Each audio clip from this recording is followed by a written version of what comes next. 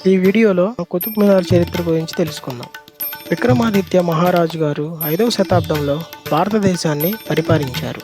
ఆయన సభలో నవరత్నాలు అని కీర్తిగాంచిన 9 మంది మంత్రులు ఉండేవారు. వారిలో వరాహమిహిర చార్యులు వారు ఖగోళ శాస్త్రంలో దిట్ట. ఆయన ఖగోళ శాస్త్ర పరిశోధనల కోసం ధ్రువస్తంభాన్ని నిర్మించారు. అప్పట్లో స్పేస్ అబ్జర్వేటరీ అన్నమాట.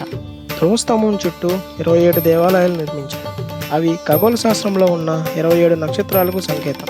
ధ్రువస్తంభంలో ఉన్న 7 అంతస్తులు వారంలో ఉన్న 7 రోజులకు సూచిస్తాయి. స్తూపానికి ఉన్న 24 కోణాలు రోజులో ఉన్న 24 గంటలను సూచిస్తుంది.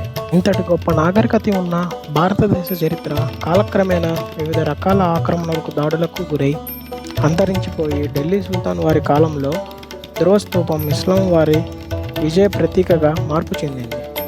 కుతుబ్ మినార్గా పేరుగాంచింది. ఇప్పటికీ ఆ ప్రదేశంలో హిందూ దేవాలయాల ఆనవాలు అలానే ఉన్నాయి. ఈ వీడియో గురించి మీ ఒపీనియన్ కామెంట్స్లో తెలియజేయండి. మరిన్ని వీడియోల కోసం సబ్స్క్రైబ్ బటన్ ప్రెస్ చేయండి.